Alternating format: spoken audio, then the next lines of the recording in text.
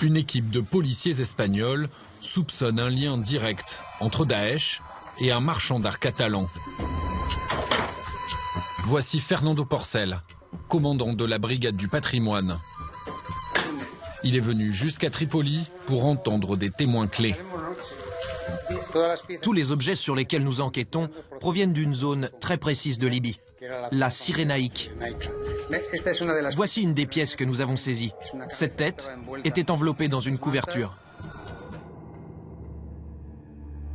Quelques mois plus tôt, il a perquisitionné cette galerie d'art à Barcelone. Des dizaines d'objets exceptionnels ont été saisis. Ces statues ont été estimées entre 50 et 100 000 euros. Nous sommes venus en Libye à la recherche de preuves, de témoignages, qui nous aident à comprendre et à accélérer notre enquête sur le financement du terrorisme. La région était totalement dominée par Daesh. Dans un site qu'ils contrôlent, rien ne circule sans leur autorisation. Placé en garde à vue, l'antiquaire espagnol a été accusé de financement du terrorisme. Une première en Europe. Notre enquête a commencé car nous avons détecté plusieurs permis d'exportation demandés par cet antiquaire de Barcelone, très connu dans le milieu de l'art. Il exposait de nombreux objets en provenance de Libye et c'est ça qui nous a mis la puce à l'oreille. Qui est cet antiquaire barcelonais soupçonné d'avoir acheté des œuvres d'art via un groupe terroriste? Jaume Bago, 32 ans, un marchand respecté dans le milieu, réputé pour les objets rares qu'il propose à la vente.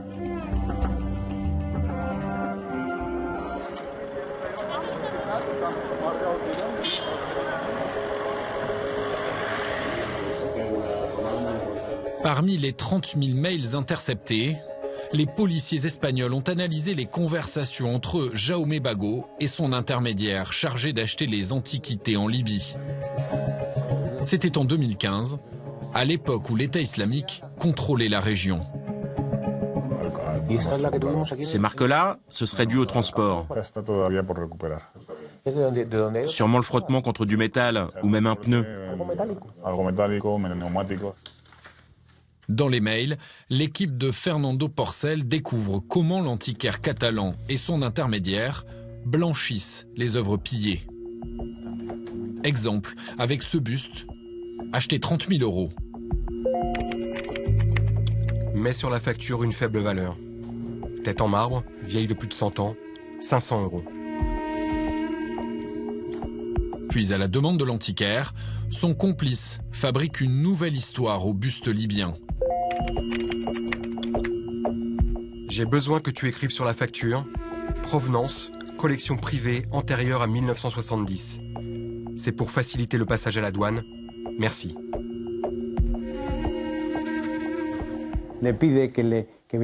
Il lui demande de mettre sur la facture que la tête provient d'une ancienne collection, d'avant les années 70, alors qu'il l'a achetée en 2015, comme c'est écrit ici.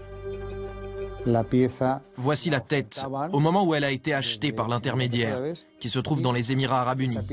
Et là, le même objet quelques mois plus tard, mais restauré, dans le catalogue de l'antiquaire. À l'issue de sa garde à vue, l'antiquaire a été remis en liberté, sous caution. Il nie en bloc ses accusations. Tout va se jouer au procès. Et on verra à ce moment-là si on a réussi ou pas. Mais nous avons fait un grand pas en avant. Parce que c'est la première fois au monde qu'un procès va se tenir pour trafic d'antiquités et financement du terrorisme.